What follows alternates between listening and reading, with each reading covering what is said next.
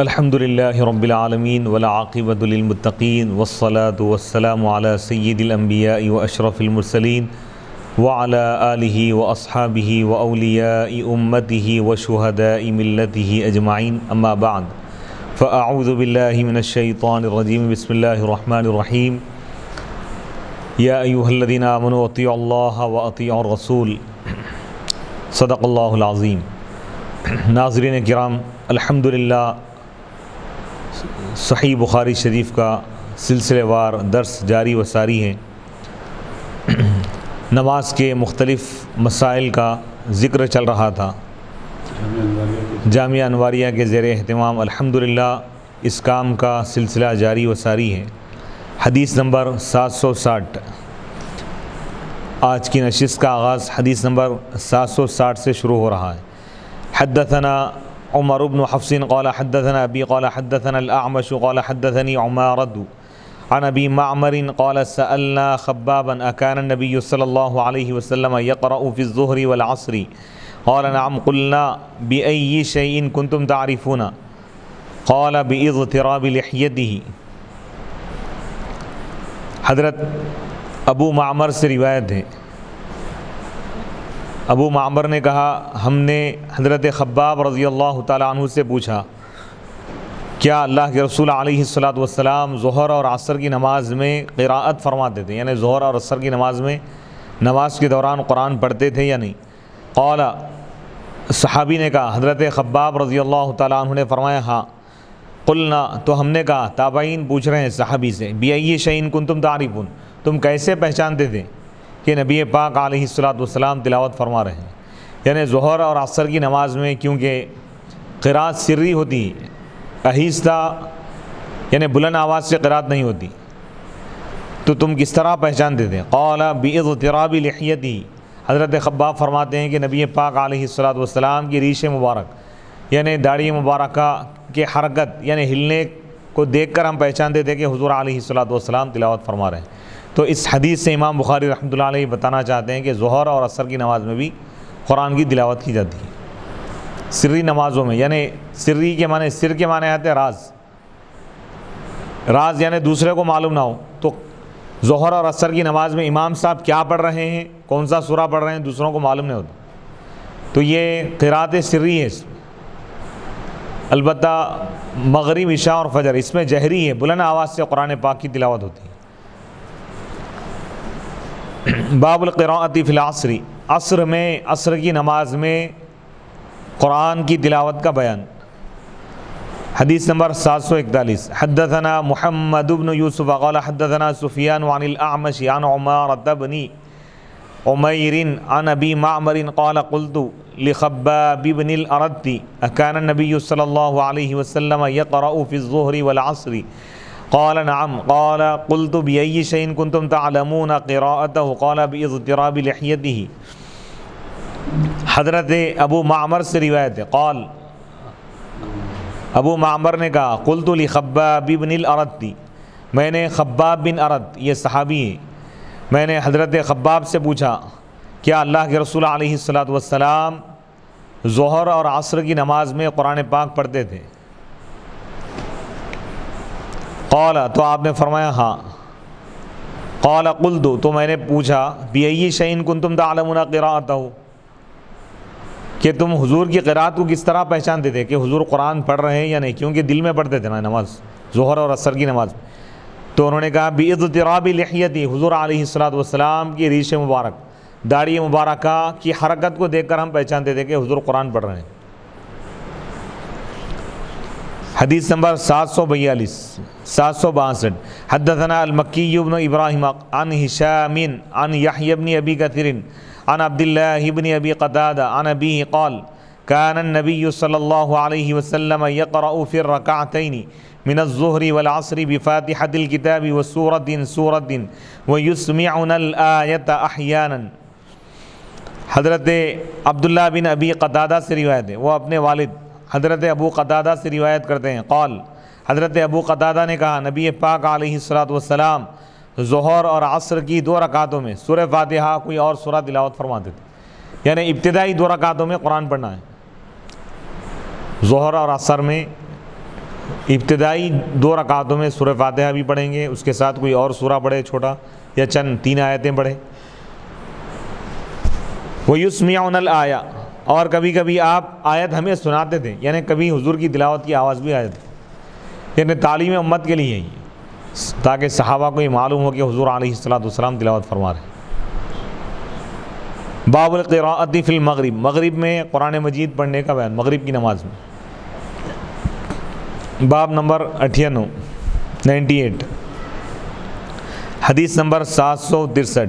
حدثنا عبد الله بن يوسف قال اخبرنا مالك عن ابن شهاب عن عبيد الله بن عبد الله بن عتبة عن ابن عباس رضي الله عنهما انه قال ان الفضل سمعته وهو يقرأ والمرسلات عرفا فقالت یا بنی واللہ لقد ذکرتنی بقراءتک هذه السورة انها لآخر ما سمعت من رسول اللہ صلی اللہ علیہ وسلم يقرأ بها فی المغرب. حضرت عبید اللہ بن عبداللہ بن عباس، عبید اللہ بن عبداللہ بن عتبہ رضی اللہ تعالیٰ عنہ روایت کرتے ہیں حضرت عبداللہ بن عباس رضی اللہ تعالیٰ عنہما سے، انہ قال، کہ حضرت عبداللہ بن عباس رضی اللہ تعالیٰ عنہما نے ارشاد فرمایا کہ بے شک ام الفضل رضی اللہ تعالیٰ عنہا نے ان کو سورہ مرسلات پڑھتے ہوئے سنا، والمرسلات عرفا. فقالت، تو حضرت ام فضل نے، یہ حضرت عبداللہ بن عباس رضی اللہ تعالیٰ عنہما کے والد محترمہ کا نام ہے. ام الفضل رضی اللہ تعالیٰ عنہا نے کہا، یا بنی، اے میرے پیارے بیٹے، واللہ اللہ کی قسم، یقیناً آپ مجھے یاد دلا دیے، آپ اپنی تلاوت کے ذریعے یہ سورہ پڑھ کر آپ مجھے یاد دلا دیے، بے شک یہ سب سے آخری سورہ ہے جو میں اللہ کے رسول علیہ الصلوۃ والسلام سے سنی تھی، یقرأ بہا، جو حضور تلاوت فرما رہے تھے، فی المغرب، مغرب کی نماز میں. تو اس حدیث سے امام بخاری رحمۃ اللہ علیہ بتا رہے ہیں کہ مغرب میں بھی قرآن پاک، مغرب کی نماز میں بھی قراءت کی جاتی ہے. یعنی ہر نماز میں قراءت کو آپ حدیث سے ثابت کر رہے ہیں. یعنی 5 وقتہ جو نماز ہے، فجر، ظہر، عصر، مغرب، عشاء، تو کس نماز میں حضور علیہ الصلوۃ والسلام کی تلاوت کس طرح ہوتی تھی اس کو آپ بیان فرما رہے ہیں. اس سے یہ مراد نہیں ہے کہ آپ پورا سورہ پڑھتے تھے. سورہ مرسلات تو بڑا سورہ ہے، 2 رکوع پر مشتمل ہے، تو کیا پورا سورہ پڑھنا مراد ہے؟ ہو سکتا ہے کہ چند آیتیں آپ تلاوت فرمائیں.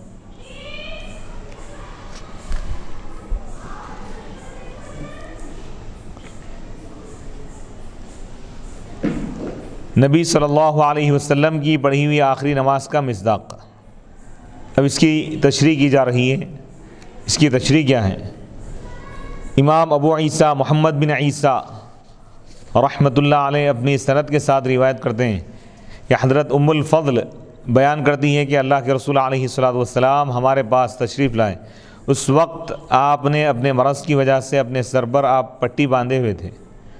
آپ نے مغرب کی نماز پڑھی اور اس میں آپ نے سورہ مرسلات کی آپ نے تلاوت فرمائی.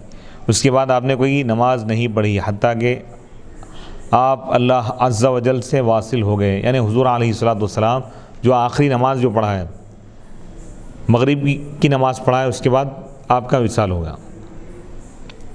صحابہ جو حضور علیہ الصلوۃ والسلام کے پیچھے جو نماز پڑھے، تو اس میں سورہ مرسلات کی تلاوت فرمائیں، والمرسلات. اس حدیث سے معلوم ہوا کہ نبی صلی اللہ علیہ وسلم نے اپنی زندگی میں جو آخری نماز پڑھی وہ مغرب کی نماز تھی. اور اس کے معارض یہ حدیث ہے، بعض روایتوں میں دوسری حدیث کا ذکر ہے. حضرت عائشہ رضی اللہ تعالیٰ عنہا سے روایت ہے کہ نبی صلی اللہ علیہ وسلم نے مرض وفات میں جو آخری نماز پڑھی وہ ظہر کی نماز تھی. اس کا جواب یعنی وہ بیماری جس میں آپ کا وصال ہو گیا، آپ دنیا سے پردہ فرما گئے. تو روایتیں مختلف ہے. ایک روایت میں ہے کہ مغرب کی نماز آخری نماز تھی، ابھی ایک روایت میں ہے کہ ظہر کی نماز آخری تھی. تو اس کا جواب یہ ہے کہ حضرت ام الفضل نے جو روایت کی ہے کہ آپ نے زندگی میں آخر میں جو نماز پڑھی وہ مغرب کی نماز تھی. یہ وہ نماز ہے جو آپ نے گھر میں پڑھی تھی. اور حضرت عائشہ رضی اللہ تعالیٰ عنہا نے جو بتایا ہے کہ آپ کی آخری نماز ظہر کی نماز تھی، یہ وہ نماز تھی جو آپ نے مسجد میں پڑھی تھی. تو اعتبارات ہیں. مغرب کی نماز جو آخر ہے، جو آخری نماز جو بتائی گئی ہے، حضور علیہ الصلوۃ والسلام جو آخری نماز ادا فرمائے مغرب کی نماز تھی، تو یعنی گھر میں جو آخری نماز پڑھے آپ وہ مغرب کی نماز تھی، اور مسجد میں جو آخری نماز پڑھے وہ ظہر کی نماز تھی۔ تو دونوں کی تطبیق، دونوں کی تشریح اور دونوں کی تفصیلی ہے۔ اب دونوں حدیثوں میں کوئی ٹکراؤ نہیں، وہ حدیث بھی صحیح ہے اپنی جگہ، یہ حدیث بھی صحیح ہے۔ سبحان اللہ سبحان اللہ۔ یعنی جو صحابی جب حضور کے پیچھے جو نماز پڑھے اس کے اعتبار سے وہ بیان کیا کہ میں آخری نماز یہ پڑھا حضور کے پیچھے، اس اعتبار سے ہو۔ گھر میں آخری نماز جو پڑھا ہے وہ مغرب کی نماز تھی، اور مسجد میں جو آخری نماز پڑھا ہے وہ ظہر کی نماز تھی۔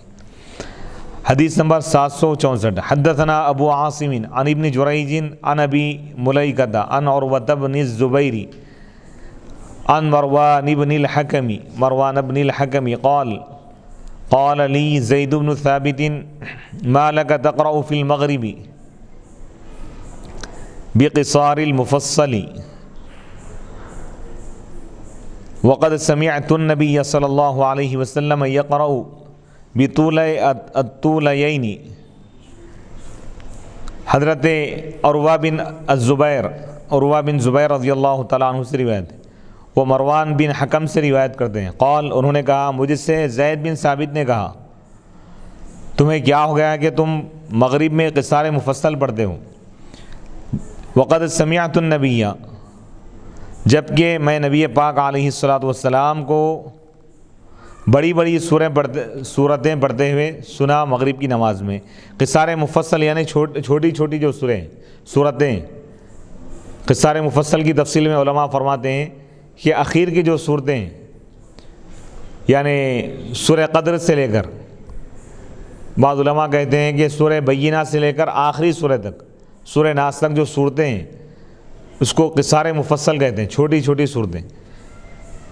تو یہ صاحب کہہ رہے ہیں زید بن ثابت رضی اللہ تعالیٰ عنہ مروان بن حکم سے کہہ رہے ہیں، مروان بن حکم یہ مغرب کی نماز میں چھوٹے چھوٹے سورے پڑھ رہے تھے، تو زید بن ثابت نے کہا کہ تمہیں کیا ہو گیا کہ تم قصار مفصل پڑھ رہے ہو، جبکہ میں نبی پاک علیہ الصلوۃ والسلام کو طویل سورے پڑھتے ہوئے سنا مغرب کی نماز میں۔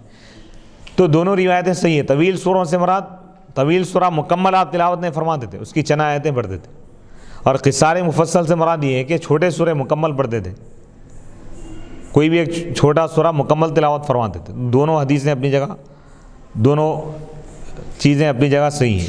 سبحان اللہ۔ حضرت زید بن ثابت نے مروان بن حکم سے جس وقت سوال کیا تھا اس وقت وہ مدینہ کا گورنر تھا۔ مروان بن حکم یہ مدینہ منورہ کے صاحب گورنر تھے۔ اب یہاں پر مفصل اور اس کے معنی کیا ہے، اس کے اقسام کیا ہے، اس کی تفصیل بیان کی جا رہی ہے۔ طوال مفصل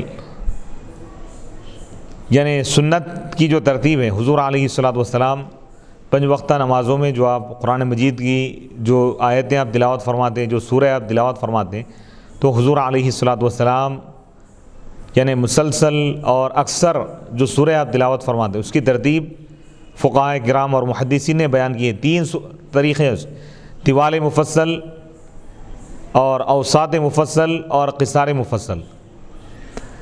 طوال مفصل سورہ محمد سے لے کر سورہ والسماء ذات البروج تک ہیں، 26ویں پارے کا ایک سورہ ہے سورہ محمد۔ سورہ محمد سے لے کر سورہ بروج تک جو سورے ہیں یہ طوال مفصل میں آتے ہیں، یعنی لمبی صورتیں۔ اور اوساط مفصل سورہ بروج سے لے کر سورہ بینہ تک ہیں، اور قصار مفصل سورہ بینہ سے لے کر ختم قرآن سورہ ناس تک ہے۔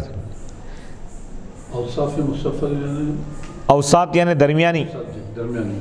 طوال کا مطلب بڑے بڑے سورے، اوساط اس سے مختصر، اس سے چھوٹے سورے، قصار کا مطلب اور چھوٹے سورے جیسے آخر کے جو سورے ہیں۔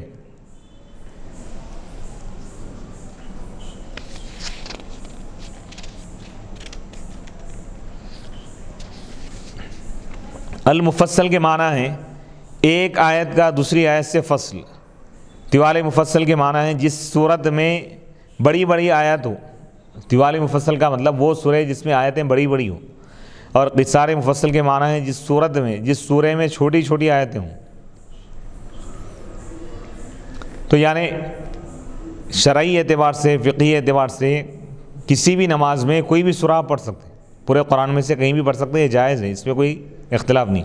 لیکن بہتر کیا ہے، افضل کیا ہے، سنت رسول کیا ہے؟ وہ سنت رسول کی تفصیل یہ ہے: طوال مفصل، اوساط مفصل، قصار مفصل. بعض احادیث میں یہ بھی ہے کہ نبی پاک علیہ الصلوۃ والسلام ان طوال مفصل، قصار مفصل، اوساط مفصل کے علاوہ بھی دوسری جگہ سے بھی آپ قرآن پڑھتے تھے، جیسا کہ یہ حدیث پاک ہے.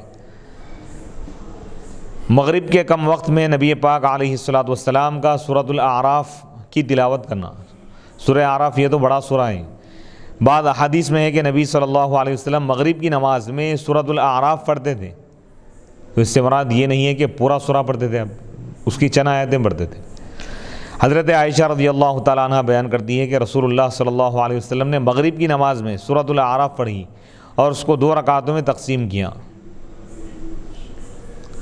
سورۃ الاعراف میں 206 آیت اور 24 رکوع ہے اور یہ سوا پارے پر مشتمل ہے.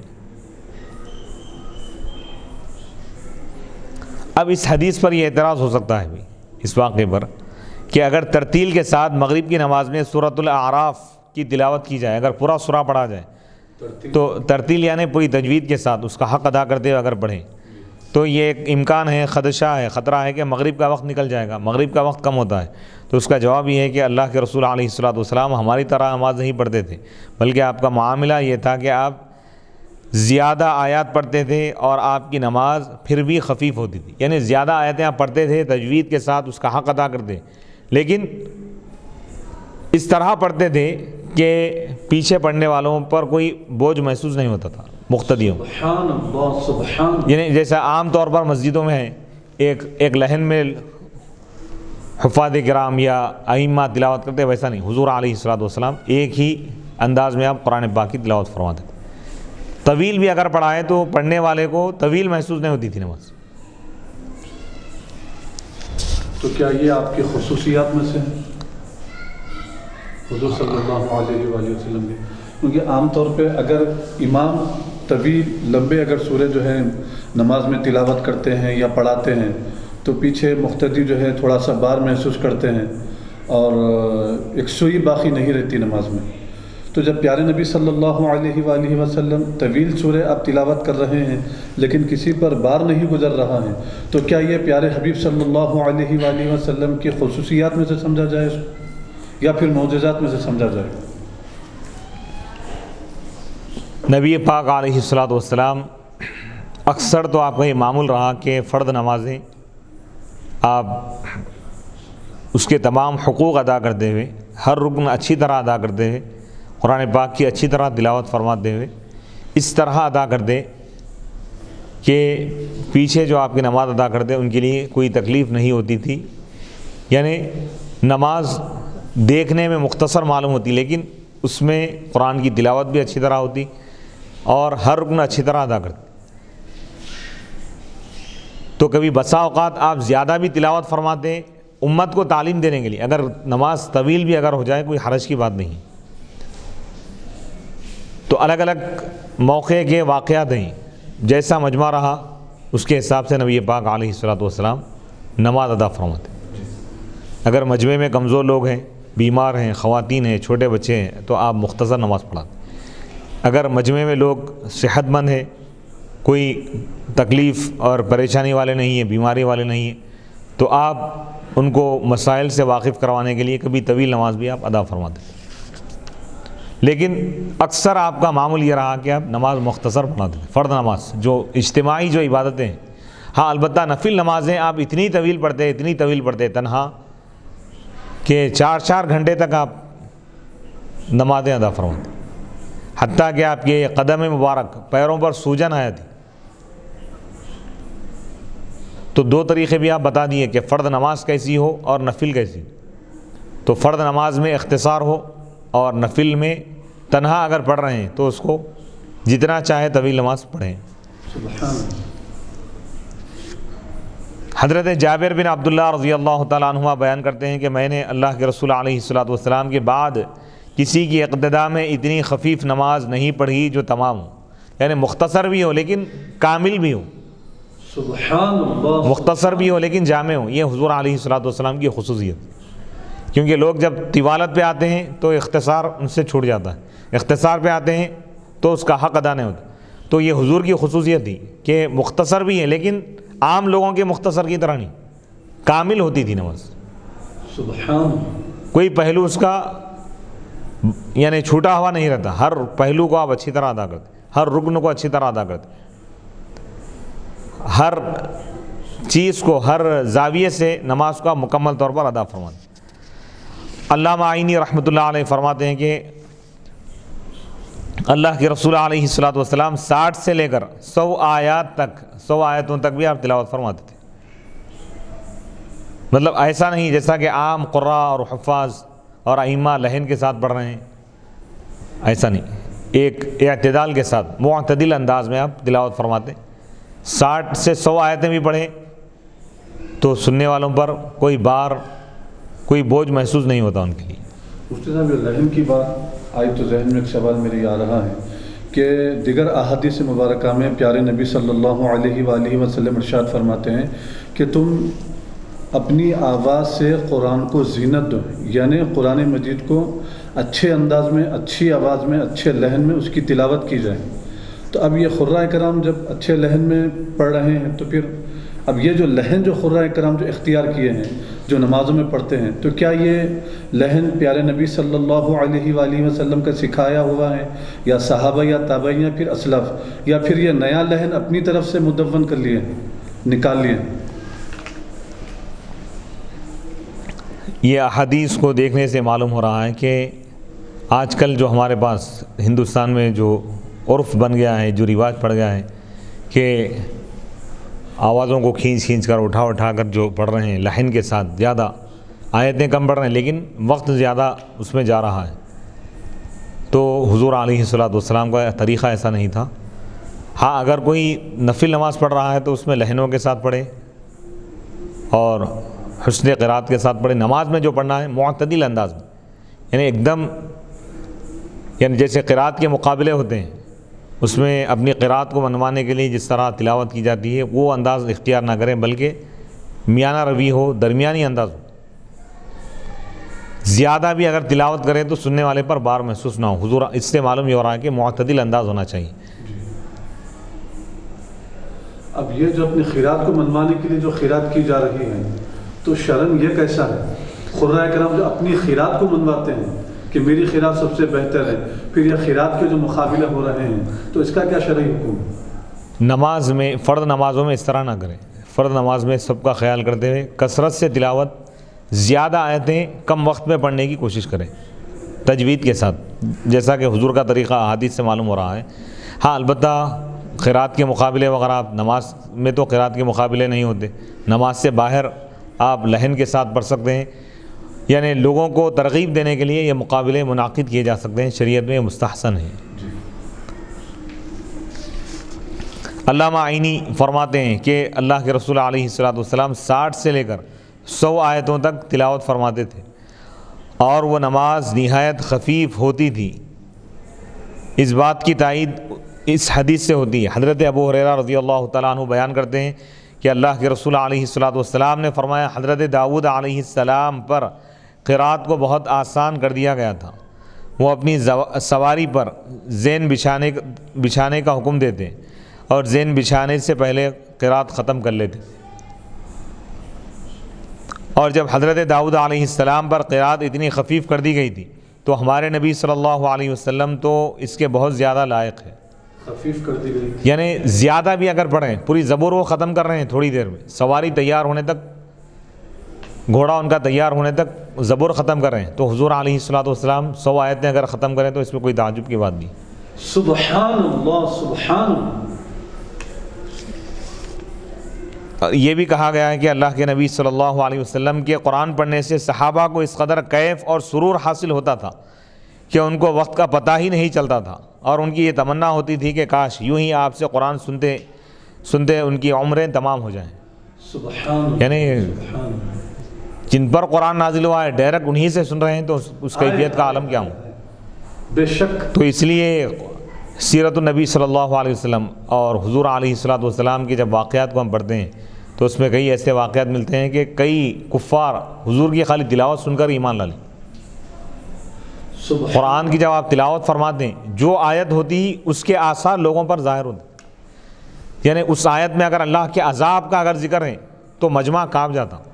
اللہ، رحمت الہی کا اگر ذکر ہوتا تو ان پر اس کی کیفیتیں ظاہر ہوتی. یعنی حضور ان آیتوں کا مکمل فیض حاصل کرتے اور سننے والوں کے دلوں میں آپ پہنچا دیتے. سبحان اللہ. یہ صرف حضور علیہ الصلوۃ والسلام ہی کا کمال ہے کہ اگر آپ تلاوت فرماتے ہیں تو جنات بھی آپ کی تلاوت کو سن کر رک جاتے تھے. جیسا کہ سورہ جن میں اللہ تعالیٰ نے اس کی طرف اشارہ فرمایا وَإِذْ صَرَفْنَا إِلَيْكَ نَفَرًا مِّنَ الْجِنِّ يَسْتَمِعُونَ الْقُرْآنَ. سورہ احقاف میں اللہ نے اس کی طرف اشارہ کیا کہ ہم نے آپ کی طرف جنات کی ایک جماعت کو بھیج دیا. یستمعون القرآن، قرآن وہ غور سے سن رہے تھے. فلما حضروا، جب وہ حضور کے قریب آ گئے تو ایک دوسرے سے کہنے لگے انصتوا، خاموش ہو جاؤ. یعنی مقام تہامہ میں حضور علیہ الصلوۃ والسلام جب فجر کی نماز ادا فرما رہے تھے تو جنات کی ایک جماعت وہاں سے گزر رہی تھی. جب وہ قرآن سنے حضور کی زبان اقدس سے تو فوراً رک گئے اور قرآن سن کر اپنی قوم کے پاس پہنچے اور ایمان لائے. تو آپ دیکھیے حضور کی تلاوت کا اثر نہ صرف انسانوں کی دلوں پر ہو رہا ہے بلکہ جنات بھی آپ کی تلاوت سے متاثر ہو رہے ہیں. آپ کی تلاوت کو سن کر وہ بھی ایمان لا رہے ہیں. تو نبی پاک علیہ الصلوۃ والسلام تو روحانیت کے مرکز منبع ہیں. بے شک.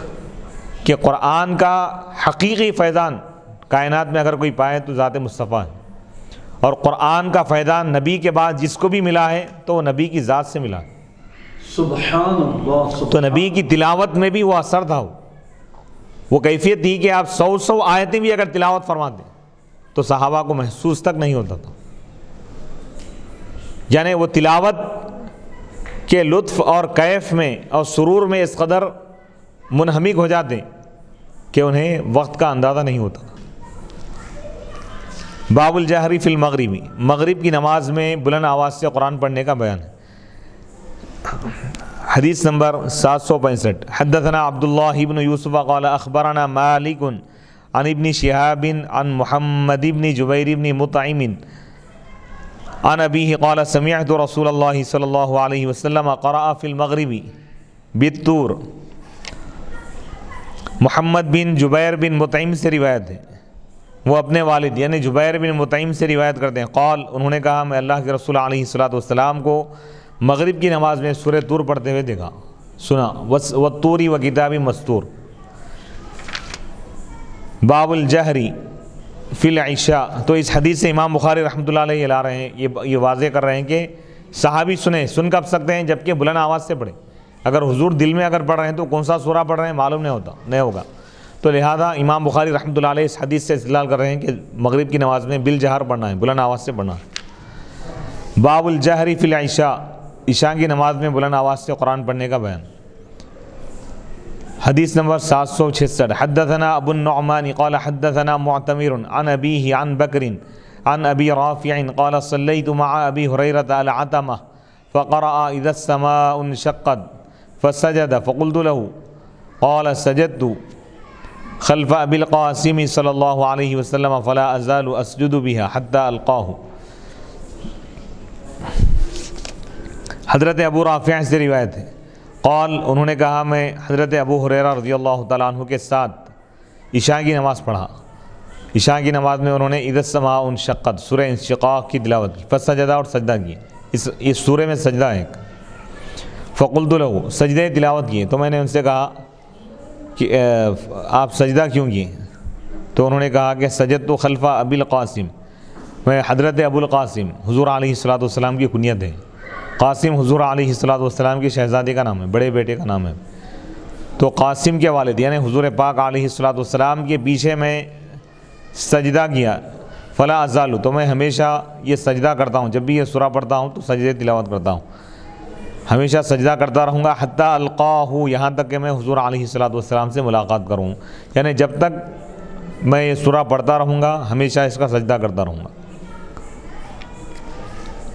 سورہ انشقاق کے سجدے کی تفصیل علامہ بدر الدین محمود بن احمد عینی حنفی رحمۃ اللہ علیہ فرماتے ہیں امام مالک نے کہا ہے کہ سورۃ الانشقاق میں سجدہ تلاوت نہیں ہے، اور یہ حدیث ان کے خلاف ہے۔ احناف کے پاس، فقہائے احناف کے پاس، حنفی مسلک میں قرآن مجید کے 15 سجدوں میں 14 سجدے کرنا واجب ہے، اور اس میں سورہ انشقاق کا بھی سجدہ ہے، 30ویں پارے کا جو سورہ ہے سورہ انشقاق۔ امام مالک رحمۃ اللہ علیہ فرماتے ہیں کہ اس کا سجدہ واجب نہیں ہے بولتے لوگ، لیکن یہ حدیث احناف کی تائید میں ہے، اور یہ حدیث امام مالک کے خلاف دلیل ہے کہ سورۃ الانشقاق میں سجدہ ہے، خواہ اس سورت کو فرض میں پڑھا جائے یا نفل میں پڑھا جائے، نماز میں پڑھا جائے یا خارج نماز پڑھا جائے۔ نماز کے باہر، نماز میں پڑھے تو بھی سجدہ واجب ہوگا، نماز کے باہر پڑھیں گے تو بھی سجدہ واجب ہوگا۔ تلاوت پر بھی سجدہ واجب ہے، سماعت پر بھی، کوئی شخص پڑھے اور دوسرا شخص پڑھا نہیں، خالی سننے پر بھی سجدہ واجب ہے۔ ہاں البتہ ریکارڈڈ سننا الگ ہے اور ڈائریکٹ سننا الگ ہے، اس میں اختلاف ہے۔ اس حدیث میں الانشقاق کا ذکر ہے، ایک قول ہے کہ اس آیت پر سجدہ ہے، آیت سجدہ یہ ہے، آیت نمبر 21 اس پر سجدہ ہے۔ تو سجدے تلاوت کے واجب ہونے کی وجہ کیا ہے؟ تلاوت کا جو سجدہ ہے تو قرآن مجید میں جہاں جہاں بھی سجدے کی جو آیت ہے تو اس میں اللہ سبحانہ و تعالیٰ اپنے نیک بندوں کا یا تو ذکر فرمایا کہ نیک بندوں کے سامنے جب اللہ کا ذکر ہوتا ہے یا آیتوں کی تلاوت ہوتی ہے تو وہ آیتوں کے آگے جھک جاتے ہیں، سجدہ کرتے ہیں۔ تو یہ آیت پڑھنے والے ہم لوگ سجدہ اس لیے کرتے ہیں تاکہ ہم ان نیک لوگوں میں شامل ہو جائیں، کہ ہم بھی یہ بتانا چاہتے ہیں کہ مولا ہم تیرے نیک بندوں میں شامل ہیں، ہم تیری آیتوں کے آگے اپنا سر جھکا دیتے ہیں۔ تو یہ نیکی کی علامت ہے۔ اور اس کے برخلاف جہاں پر بعض لوگوں کا یہ ذکر کیا گیا ہے، کفار و مشرکین یا سرکش، جب ان کے سامنے قرآن کی تلاوت ہوتی ہے یا اللہ کی آیتوں کی تلاوت ہوتی ہے، قرآن کی تلاوت ہوتی ہے، تو وہ اس کے آگے سر نہیں جھکاتے، سرکشی کرتے ہیں۔ تو ہم اس آیت کو پڑھ کر سجدہ کرتے ہیں، یہ بتانے کے لیے کہ ہم کافروں کی طرح نہیں ہیں، منکرین کی طرح نہیں ہیں، باغیوں کی طرح ہم نہیں ہیں، ہم اللہ کی آیتوں کے آگے اپنا سر خم کرتے ہیں۔ تو یہاں پر سجدے کے وجوب کی یہی وجہ ہے۔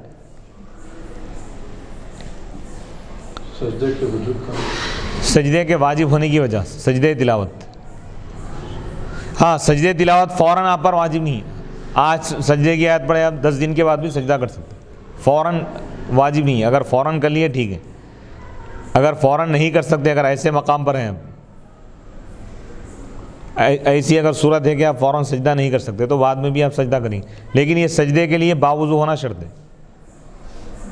قرآن بغیر وضو کے پڑھ سکتے ہیں آپ، قرآن کو ہاتھ لگائے بغیر، قرآن کو ہاتھ لگائے بغیر وضو کے آپ قرآن پڑھ سکتے ہیں، لیکن سجدہ تلاوت بغیر وضو کے نہیں کر سکتے۔ اچھا، سجدہ بعد اثر کے کیا جا سکتا ہے یا سجدہ تلاوت بعد اثر کے بھی کیا جا سکتا، 3 اوقات میں نہیں کر سکتے، سورج نکلتے وقت، سورج ڈوبتے وقت، اور زوال کے استواء شمس کے وقت، یعنی سورج جب بیچ آسمان میں اگر ہو تو اس وقت بھی سجدہ نہیں کر سکتے۔ یہ 3 اوقات ایسے ہیں جس میں بت پرست مشرکین، سورج کی پوجا کرنے والے سورج کو سجدہ کرتے، تو ہم اس وقت سجدہ نہیں کریں گے، ان کی مخالفت کرتے ہیں۔ تو ان 3 اوقات میں کوئی سجدہ بھی نہیں کر سکتے آپ، کوئی نماز بھی نہیں پڑھ سکتے، اس سے ہٹ کر کبھی بھی آپ سجدہ کر سکتے ہیں۔ ایک اہم سوال، اب یہ جو کرکٹ میں دیکھا جاتا ہے کہ اکثر جیسا پاکستانی پلیئرز ہیں، یعنی ان کے 100 رنز کی تکمیل پر، سنچری ہونے پر وہ جو ہے فوری یعنی سجدہ شکر کرتے ہیں، تو وہ شوز پہنے ہوئے ہوتے ہیں اور وہ سیدھا سر پر سے اپنی ہیلمٹ اتار کر جو ہے وہ سیدھا سجدہ کرتے ہیں۔ اب وہ قبلے کا رخ، تو وہ جو سجدہ کرتے ہیں تو گویا کیا سجدہ شکر کے لیے اس کے لیے وضو ضروری ہے؟ ایک بات یہ ہوگی، ایک مسئلہ یہ ہوگا۔ دوسرا مسئلہ یہ ہے اس میں کیا سجدہ شکر کے لیے قبلے کا ہونا ضروری ہے؟ 2 باتیں ہیں اس میں۔ اور ایسا سجدہ شکر جو کہ صرف کرکٹ جو کھیل ہے، بھائی سجدہ شکر کا مطلب یہ ہے کہ بھائی اللہ کی طرف سے اگر کوئی نعمت یا کوئی ایسی بھلائی خیر کی چیز ہم کو مل رہی ہے، اس پر سجدہ شکر، یہ بات عقل میں آ رہی ہے۔ کیا یہ کھیل کو بھی ہم نعمت میں لے سکتے ہیں، اس کو شکرانے کے طور پر؟ سجدہ تلاوت کے لیے وہی شرائط ہے جو نماز کے سجدے کے لیے ہے، یعنی باوضو ہونا، قبلے کی طرف رخ ہونا اور مکروہ وقت کا نہ ہونا، اور یہ ایک ہی سجدہ ہے، اس میں 2 سجدے نہیں کریں گے، سجدے تلاوت ایک آیت پہ ایک ہی سجدہ۔ جی البتہ سجدے شکر یہ کوئی شریعت میں کوئی اصطلاح نہیں ہے، شکرانے کے طور پہ یا تو آپ 2 رکعت نفل نماز پڑھی، اگر سجدہ کرنا چاہتے ہیں تو شرعی جو سجدہ ہے وہ قبلے کی طرف ہوگا اور باوضو سجدہ کریں گے۔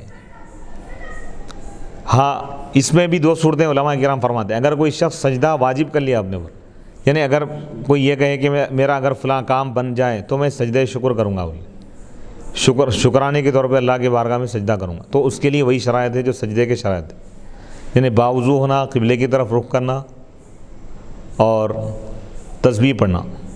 جی تو لیکن اگر کوئی اپنی طرف سے ایسے ہی کر رہا ہے تو اس کے لیے وہ شرائط نہیں ہے، باوضو ہونا شرط نہیں ہے، جی وہ جس طرح توبہ وغیرہ ہے نا ویسی ان مسئلے کی طرح ہوگا، یعنی توبہ کے لیے جیسا وضو شرط نہیں ہے جی توبہ کرنے کے لیے۔ جی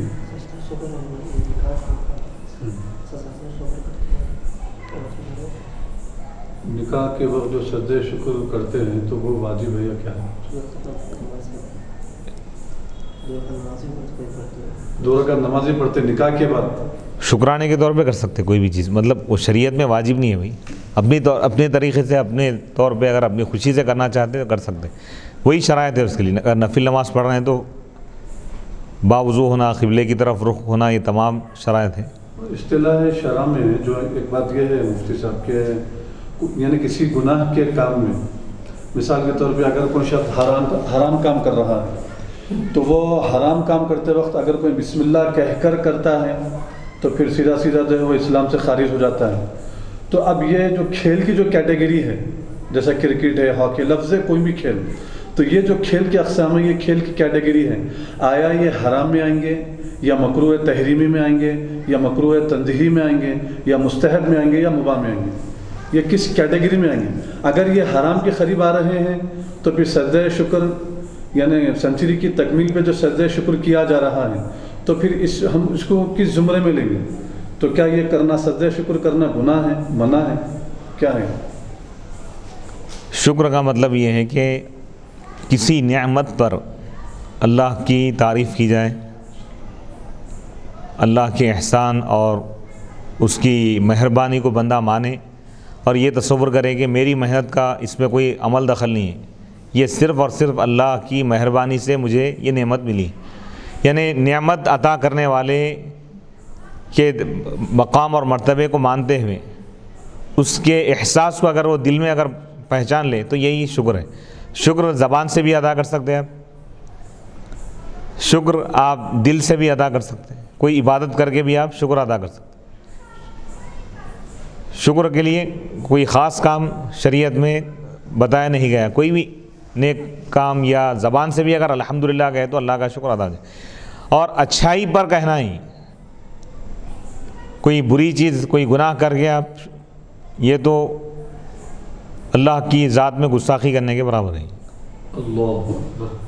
اور کھیل کود شریعت میں اس سے منع کیا گیا، لہو لعب۔ لہو لعب کا مطلب یہ ہے کہ یہ غافل انسان کی پہچان ہے، جی جو اللہ سے جس کا تعلق ہو جائے اور جو اپنے دنیا میں آنے کے مقصد کو پہچان لیا، اس کو اللہ کی عبادت سے فرصت اگر ملے تو وہ کھیلے گا، وہ اللہ کی عبادت میں اتنا مگن ہو جائے گا کہ اس کو دنیاوی کام کے لیے فرصت ہی نہیں ملے۔ تو یہ دنیاوی جو کھیل ہے شریعت میں یہ بالکل ناجائز حرام ہے، کیونکہ اس میں وقت کا ضیاع یعنی ضائع کرنا ہے وقت، اور ذکر اللہ سے غفلت ہے۔ ہاں ایسا کھیل کود جو آپ کی جسمانی صحت کے لیے اگر بہتر ہے میڈیکل سائنس کے حساب سے، تو آپ اپنی صحت کی نیت سے اگر آپ کھیل رہے ہیں اور جس میں وقت ضائع نہیں ہو رہا ہے اور عبادتوں سے آپ غافل نہیں ہو رہے ہیں اور اسراف نہیں ہو رہا ہے، تو ایسی صورت میں ایسا کھیل جائز ہے۔ اگر آپ کی نیت یہ ہے کہ بھئی اس کھیل کے ذریعے آپ صحت آپ بنانا چاہ رہے ہیں تو شریعت میں ہو جائز، نہیں آپ صحت نہیں بنانا چاہ رہے ہیں، ایسی تفریح کے لیے کھیل رہے ہیں، وقت ضائع ہو رہا ہے اور نمازیں اس دوران چھوٹ رہی ہیں، تو شریعت میں حرام ہے۔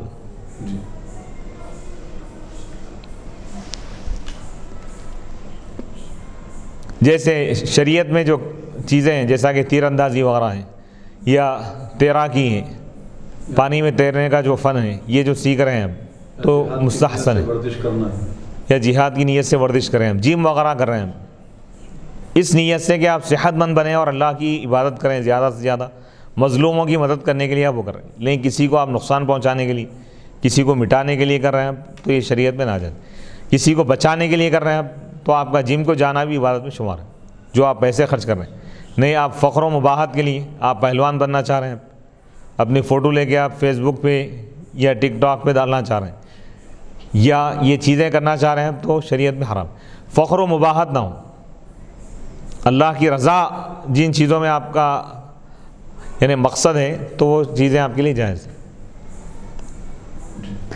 جیسے کراٹے وغیرہ سیکھ رہے ہیں، نیت یہ ہے کہ اسلام اور مسلمانوں کی مدد کریں تو یہ بھی عبادت میں شمار ہے، جیسے واکنگ کر رہے ہیں، پیدل چل رہے ہیں، مقصد یہ ہے کہ صحت بنے، اور صحت بھی اس لیے بنا رہے ہیں تاکہ عبادت کریں، اسلام اور مسلمانوں کی خدمت کریں، نہیں اپنی ذات کے لیے آپ چاہ رہے ہیں تو وہ تو بالکل یعنی نامناسب چیز ہے وہ، ہاں آپ صحت کے لیے یہ نیت کر رہے ہیں کہ اس کے ذریعے آپ عبادت کرنا چاہ رہے ہیں تو آپ کو ایک ایک قدم پہ ثواب ملے، سبحان اللہ۔ تو نیتوں پہ دار و مدار، انما الاعمال بالنیات، کبھی برا کام بھی عبادت میں شمار ہو جاتا اور کبھی اچھا کام بھی گناہ میں شامل ہوتا، جیسے کوئی جھوٹ اس نیت سے بولے کہ دو دشمنوں کو ملانا چاہ رہا ہے تو یہ اس کا جھوٹ بولنا بھی عبادت میں شمار ہے، جنگ میں اگر کوئی جھوٹ بولے تو جھوٹ بولنے پر کوئی گناہ نہیں ہے، اس کو ثواب ملے گا، لیکن کوئی عبادت کر رہا ہے اس لیے سے کہ لوگ اس کو عابد کہیں، زاہد کہیں تو اس کی عبادت بھی بیکار ہو جائے گی، تو انما الاعمال بالنیات، تمام اعمال کا دار و مدار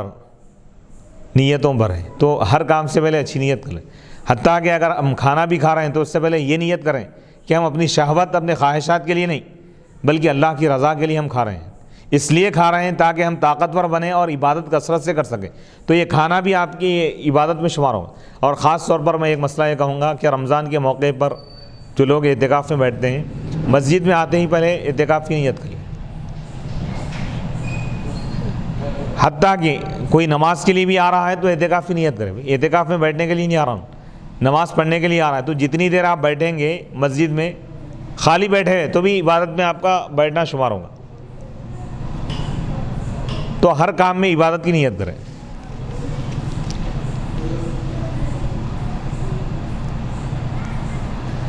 حدیث نمبر 767، حدثنا ابو الولید قال حدثنا شعبہ عن عدی قال سمعت البراء ان النبی صلی اللہ علیہ وسلم كان في سفر فقرأ في العشاء في إحدى الركعتين بالتين والزيتون۔ حضرت عدی سے روایت ہے، انہوں نے کہا میں حضرت براء رضی اللہ تعالیٰ عنہ کو یہ کہتے ہوئے سنا کہ نبی پاک علیہ الصلوۃ ایک سفر میں تھے، بس نبی پاک علیہ الصلوۃ عشاء کی نماز میں ایک رکعت میں آپ پڑھے سورہ 3 والتین والزیتون، فجر، ظہر، عصر اور عشاء کی نمازوں میں قرات کی مقدار اور سفر میں قرات کم کرنے کا بیان۔ اس حدیث میں یہ بات بتائی گئی ہے اور اس حدیث سے یہ بات ثابت ہو رہی ہے کہ عشاء کی نماز میں بلند آواز سے قرات کرنی چاہیے بآواز بلند، اور سفر میں نماز میں تخفیف کرنی چاہیے۔ عشاء کی نماز میں سورہ 3 پڑھیں، چاہتے تو بڑا سورہ بھی پڑھ سکتے تھے لیکن امت کو تعلیم دے رہے ہیں کہ امام مقتدیوں کا بھی خیال رکھیں، سفر کے دوران مختصر نماز پڑھے، یعنی طویل سورہ پڑھنے کے بجائے مختصر چھوٹے سورے پڑھے، کیونکہ سفر میں نمازیوں پر سفر کی مشقت کی وجہ سے تھکاوٹ کا غلبہ ہوتا ہے۔ اس سے پہلے جو حضرت ابو ہریرہ رضی اللہ تعالیٰ عنہ کی حدیث گزری ہے وہ حضر کے حال پر محمول ہے، یعنی اس سے پہلے طویل سورے کا جو ذکر ہے تو اس کا مطلب یہ ہے کہ حالت حضر میں جب آپ سفر میں نہیں تھے بلکہ اپنے مقام پر موجود تھے اس وقت طویل سورہ پڑھیں، اور یہ جو حدیث ہے یہ سفر کے متعلق ہے، یعنی اس حدیث سے یہ بات معلوم ہو رہی ہے کہ حضور علیہ الصلوۃ والسلام کا مزاج نبوی یہ تھا کہ عبادتوں میں مشقت میں نہ پڑیں، امت اپنے آپ پر مشقت نہ ڈالے، اپنے آپ کو مشقت میں نہ ڈالیں۔ تقوی کا مطلب یہ ہے کہ بھائی جہاں جو حکم دیا گیا ہے اس کے حساب سے ہم چلیں، یعنی سفر میں مختصر پڑھیں، حضر میں آپ طویل پڑھیں، موقع اور محل کے حساب سے عبادتیں کریں تو وہ بھی عبادت سنت کے مطابق ہوں گی۔ تو نبی پاک علیہ الصلوۃ والسلام کا مزاج یہی ہے کہ امت کے لیے آسانی پیدا ہو، تو اس لیے نبی پاک علیہ الصلوۃ والسلام نے سفر اور حضر تمام عبادتوں کو آپ نے اپنے عمل کے ذریعے اس کے احکام کو آپ نے واضح فرما دی۔ حضرت عثمان رضی اللہ تعالیٰ عنہ نے عشاء کی نماز میں سورہ نجم کی تلاوت فرمائی ہے، 27ویں پارے کا ایک سورہ ہے۔ حضرت ابن عمر نے سورۃ البینہ پڑھی، 30ویں پارے کا سورہ ہے۔ حضرت ابو ہریرہ نے سورۃ العادیات، سورہ والعادیات کی تلاوت فرمائی، اور اصحاب حنفیہ نے، احناف نے کہا ہے کہ فجر کی نماز میں سورۃ الفاتحہ کے علاوہ 40 آیت پڑھی جائے۔ ایک روایت ہے 50 فجر کی نماز میں سورہ فاتحہ کو چھوڑ کر سورہ فاتحہ کے علاوہ 40 آیتیں پڑھی جائیں، یعنی ایسا لحن کے ساتھ نہیں، معتدل انداز میں، جیسا تراویح وغیرہ میں پڑھتے ہیں اس لحن میں پڑھیں تاکہ لوگوں پر کوئی بار محسوس نہ ہو۔ ایک روایت ہے کہ 50 آیت پڑھی جائے، ایک اور روایت ہے کہ 60 سے لے کر 100 آیت تک پڑھی جائے۔ فقہاء نے کہا یہ سب سے واضح روایت ہے۔ بعد نے کہا ہے سردیوں میں 100 آیت پڑھیں اور گرمیوں میں 40 آیت پڑھیں۔ ظہر میں فجر سے کم پڑھنا چاہیے اور عصر میں سورہ فاتحہ کے علاوہ 20 آیت پڑھنی چاہیے۔ 20 آیت سے مراد جیسا قرہ مقابلے میں یا جلسوں میں پڑھتے ویسی تلاوت مراد نہیں ہے۔ تراویح کی جو مقدار ہے 100 پارے میں جس طرح پڑھتے ہیں میڈیم درمیانی رفتار سے اس انداز میں اگر آپ پڑھیں گے تو محسوس نہیں ہوں گا۔ تو اب یہ جو 100 پارے میں جو تراویح کی نماز میں جو قرآن مجید کی تلاوت جو کی جاتی ہے، یعنی جیسا پڑھتے ہیں، نہ بہت زیادہ طویل، یعنی بہت زیادہ کھینچتے بھی نہیں اور بہت جلدی بھی نہیں، تو کیا وہ ہندوستان کے جو حفاظ جو تراویح میں قرآن پڑھتے ہیں ویسا پڑھنا ہے تراویح میں، یا پھر مکہ اور مدینہ شریف کے جو امام اور خطبہ جو تراویح میں قرآن کی تلاوت کرتے ہیں وہ تراویح مراد ہے؟ یہاں تو اڑو پوری گھاس کاٹ دے کے قرآن کا جنازہ نکال دیتے پورا، تو وہ قرآن مراد ہے، یا پھر مکہ المکرمہ یا مدینہ المنورہ میں جو وہاں کے جو امام جو قرآن مجید کی تلاوت کرتے ہیں وہ مراد ہے یہاں پر؟ قرآن مجید کو تجوید کے ساتھ اس کا حق ادا کرتے ہوئے پڑھنے کا حکم دیا گیا ہے۔ ورتل القرآن ترتیلا، اس میں 2 چیزوں کا خیال رکھے، سننے والوں کو قرآن سمجھ میں آئے، اس طرح امام پڑھے کہ سننے والوں کو قرآن کے الفاظ سمجھ میں آئے، اور تجوید کے جو قواعد ہیں اس کی رعایت کے ساتھ اس کو ملحوظ رکھتے ہوئے پڑھے، بس ختم۔ اس کی رفتار کیسی ہونا چاہیے؟ 1-2 آیت تلاوت کر کے بتائیے۔ یعنی درمیانی جو رفتار ہے،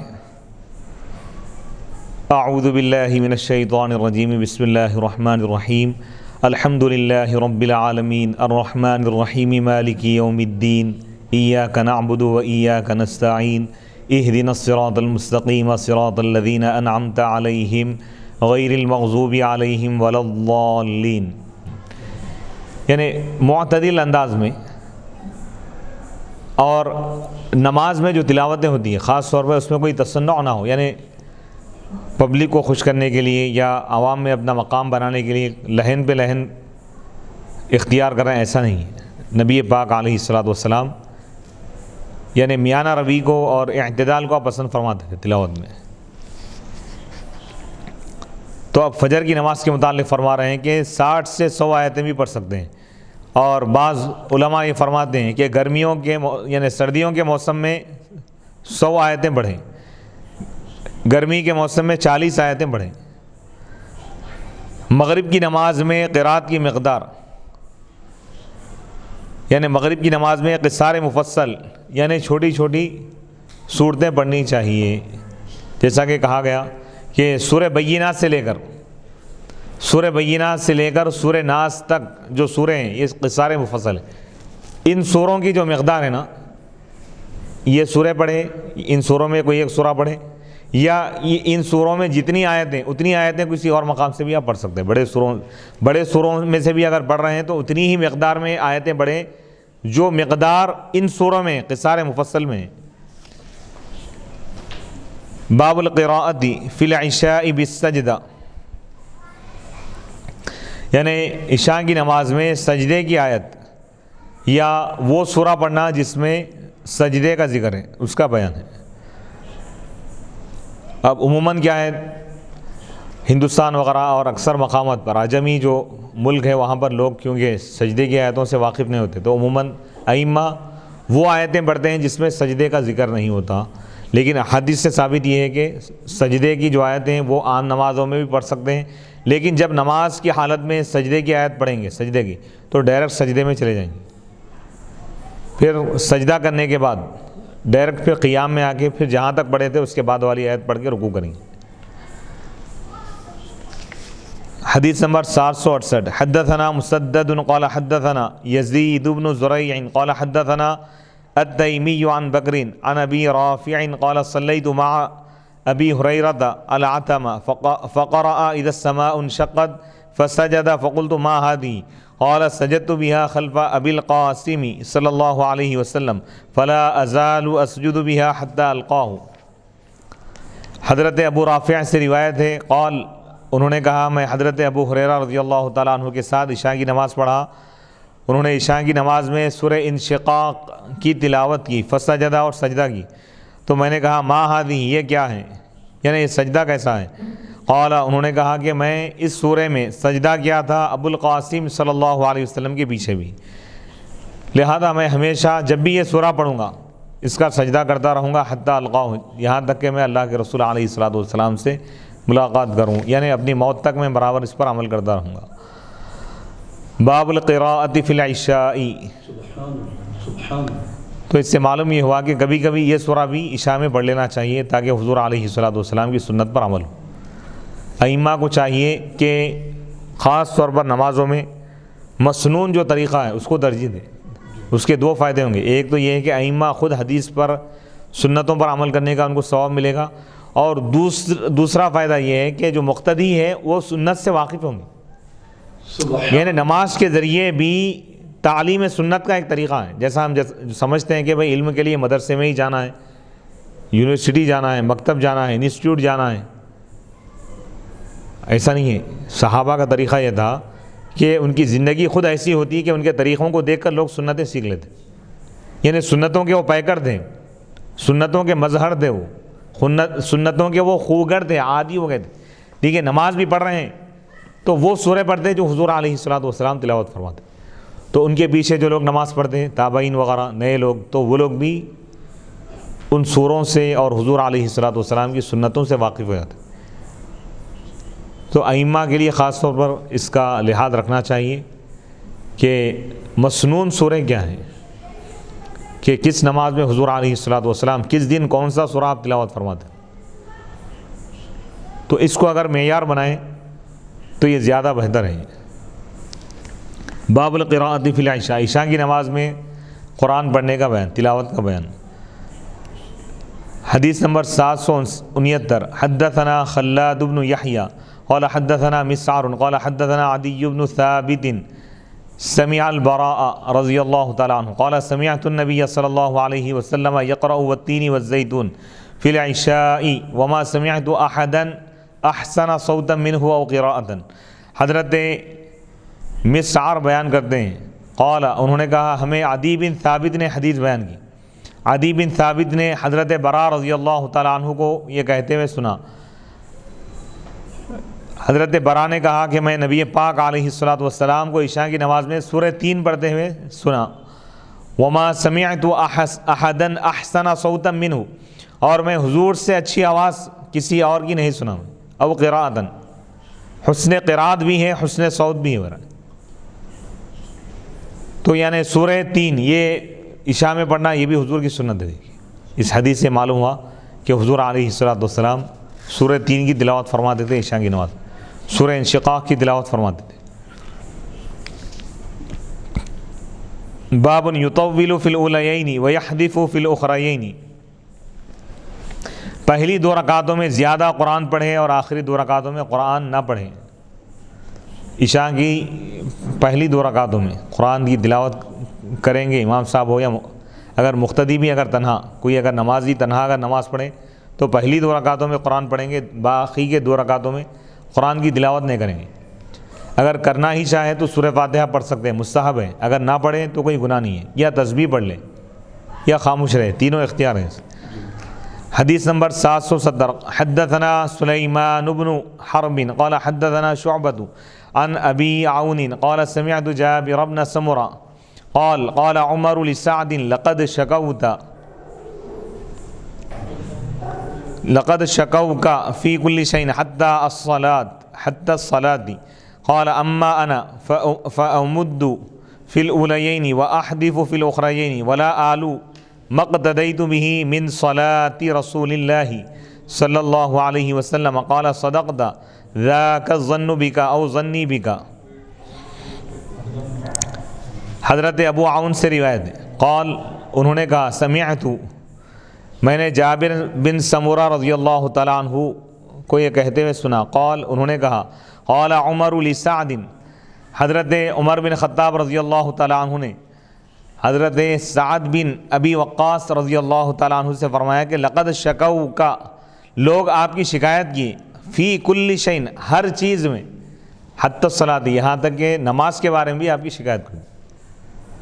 حضرت سعد رضی اللہ تعالیٰ عنہ کوفہ کے گورنر تھے، وہاں کے لوگ آئے، سعد بن ابی وقاص کون ہے؟ کوئی معمولی صحابی نہیں ہے، عشرہ مبشرہ، اسلام کے لیے سب سے پہلے تیر چلانے والے آپ تھے۔ ایک جنگ میں حضور حضرت سعد سے فرمایا کہ ارمی یا سعد، اے سعد تم تیر چلاؤ، فدا کا ابی و امی، میرے ماں باپ آپ پر قربان، صحابی رسول سے فرما رہے۔ تو یہ حضرت سعد رضی اللہ تعالیٰ عنہ اتنے جلیل القدر صحابی جن کو جنت کی سند دے دی گئی، ان کے بارے میں بھی لوگ خاموش بیٹھے ہوئے نہیں، ان کو بھی برا بھلا کہہ رہے ہیں۔ تو معلوم یہ ہوا کہ دنیا کا یہ دستور ہے، اہل اللہ، اللہ کے نیک بندوں کو لوگ ہمیشہ برا بھلا کہتے ہیں۔ تو حضرت سعد کی شکایت لے کے حضرت عمر بن خطاب کے پاس لوگ پہنچ گئے، تو حضرت عمر بن خطاب رضی اللہ تعالیٰ عنہ حضرت سعد سے فرمایا کہ لوگ آپ کی شکایت کی ہر چیز میں، یہاں تک کہ نماز پڑھانے کے بارے میں بھی آپ کی شکایت کی۔ قال، تو آپ نے فرمایا اما انا، اب رہا میرا معاملہ تو میں پہلی 2 رکعتوں میں طویل قرات کرتا ہوں، یعنی لمبی قرات، قرآن زیادہ پڑھتا ہوں، وَأَحْذِفُ فِي الْأُخْرَيْنِ، آخری 2 رکعتوں میں نہیں پڑھتا۔ تو اس حدیث سے امام بخاری رحمۃ اللہ علیہ بتا رہے ہیں کہ عشاء کی پہلی 2 رکعتوں میں قرآن پڑھیں گے، دوسری 2 رکعتوں میں قرآن نہیں پڑھیں گے، یعنی پڑھنا لازم نہیں ہے۔ سورہ فاتحہ پڑھ لیا اب ٹھیک ہے، اگر نہیں پڑھے تو بھی کوئی گناہ نہیں ہے۔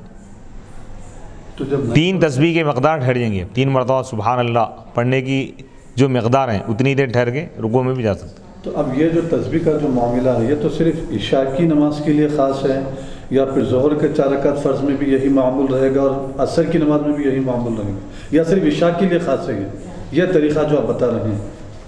طویل قرات کا جو معاملہ ہے وہ تو عشاء کے ساتھ خاص ہے کہ عشاء کی نماز میں ابتدائی 2 رکعتوں میں طویل قرات ہوں گی، آخری 2 رکعت آخری ہر فرد نماز میں بھائی وہ فرد نمازیں جو 2 سے زائد رکعتوں پر مشتمل ہیں، فجر میں تو 2 ہی ہیں، تیسری کا سوال نہیں ہے، 2 ہی رکعتیں فرد ہیں۔ اب رہے فجر کے علاوہ ظہر، عصر، مغرب، عشاء، اس میں پہلی 2 رکعتوں میں قرات ہوں گی، بعد کی رکعتوں میں قرات آپ کے لیے لازم نہیں ہے، چاہے اس میں آپ سورہ فاتحہ پڑھ لیں یا اگر نہ پڑھیں تو بھی کوئی بات نہیں، یا تسبیح پڑھ لیں، سبحان اللہ سبحان اللہ سبحان اللہ بھی جائز ہے۔ جی۔ تو عشاء کی نماز کا اس میں طریقہ بتایا گیا، تو آپ فرما رہے ہیں کہ میں پہلی 2 رکعتوں میں طویل قرات کرتا ہوں اور بعد کی رکعتوں میں قرات کو چھوڑ دیتا ہوں، ولا آلو، اور میں پرواہ نہیں کرتا اور میں کوتاہی نہیں کرتا اس چیز کے بارے میں جس کی میں اقتدا کر رہا ہوں، من صلاۃ رسول اللہ، اللہ کے رسول علیہ الصلاۃ والسلام کی نماز کی اقتدا، یعنی میں اس پہ کوتاہی نہیں کرتا، حضور علیہ الصلاۃ والسلام کی جو میں اقتدا کر رہا ہوں نماز کے بارے میں، نماز کا طریقہ اپنانے کے بارے میں، امامت میں حضور کا جو طریقہ ہے، نماز پڑھانے کے بارے میں حضور کا جو طریقہ ہے، اس طریقے کو اپنانے میں میں کوئی کوتاہی نہیں کرتا۔ قال، حضرت عمر بن خطاب رضی اللہ تعالیٰ عنہ نے فرمایا صدقتا، آپ نے سچ کہا، یعنی حضور کا طریقہ یہی تھا، ذاک الظن بک، آپ کے بارے میں میرا یہی گمان تھا، او ظنی بک، یا میرا آپ کے تعلق سے یہی گمان تھا، تو اب یہاں پہ بات معلوم ہو رہی ہے کہ ائمہ وغیرہ کی کوئی شکایت کرے دوسروں کے پاس، یعنی ارباب مجاز کے پاس یا کمیٹیوں والوں کے پاس، تو وہ لوگ پبلک کی بات سن کر فوراً ائمہ کے خلاف ایکشن نہ لے، فیصلہ نہ کر دیں، ائمہ کو بھی بلا کے پوچھے، جیسے حضرت عمر بن خطاب رضی اللہ تعالیٰ عنہ کا طریقہ تھا۔ فوراً آپ حکم نامہ آرڈر جاری نہیں کر دیے، جن کی شکایت کی گئی ان کی بھی بات سنیں، آپ اس کے بعد فیصلہ کریں، فرمائیں کہ آپ ٹھیک ہیں۔ تو ہر شکایت کا صحیح ہونا یہ بھی ضروری نہیں۔ مطلب اس حدیث مبارکہ میں، اس واقعے میں امت کے لیے یہ تعلیم ہے، صرف آئمہ خطبہ ہی نہیں بلکہ عام لوگ بھی اگر کوئی شکایت لے کر آتے ہیں تو دو طرفہ دیکھا جائے، اس کے بعد فیصلہ کریں۔ بے شک بے شک، کیا یہ صحیح ہے میں جو عرض کر رہا ہوں؟ بے شک، کہ اگر ائمہ کی اگر کوئی شکایت آئے تو فوراً ایک طرفہ فیصلہ نہ کرے، دونوں طرف سے پبلک کی بات بھی سنیں اور ائمہ کی بات بھی سنیں، اس کے بعد ارباب مجاز جو بھی ارباب اقتدار ہے وہ فیصلہ کرے۔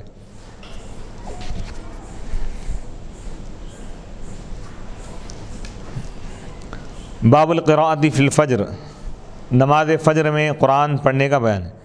وقالت ام سلمہ قرأ النبی صلی اللہ علیہ وسلم بالطور، حضرت ام سلمہ رضی اللہ تعالیٰ عنہ نے فرمایا نبی پاک علیہ الصلوۃ والسلام فجر میں سورہ طور کی تلاوت فرمائیں۔ حدیث نمبر 771، حدثنا آدم قال حدثنا شعبۃ قال حدثنا سیار بن سلام قال دخلت انا وابی علی ابی برزۃ الاسلمی فسألناه عن وقت الصلوات فقال كان النبي صلی اللہ علیہ وسلم يصلي الظهر حين تزول الشمس والعصر حين ويرجع الرجل الى اقصى المدینہ والشمس حیۃ ونسیت ما قال في المغرب ولا يبالي بتأخير العشاء إلى ثلث الليل ولا يحب النوم قبلها ولا الحديث بعدها ويصلي الصبح فينصرف الرجل فيعرف جليسه وكان يقرأ في الركعتين أو إحداهما ما بين 60 إلى 100۔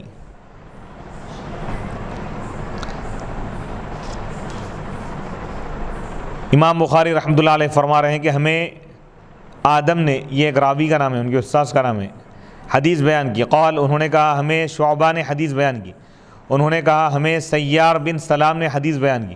سیار بن سلام نے کہا میں اور میرے والد حضرت ابو برزہ الاسلمی رضی اللہ تعالیٰ عنہ کے پاس آئے اور ہم نے ان سے پوچھا وقت، نمازوں کے اوقات کے بارے میں، نظام الاوقات معلوم کرنے کے لیے تابعین صحابہ کے پاس جاتے تھے۔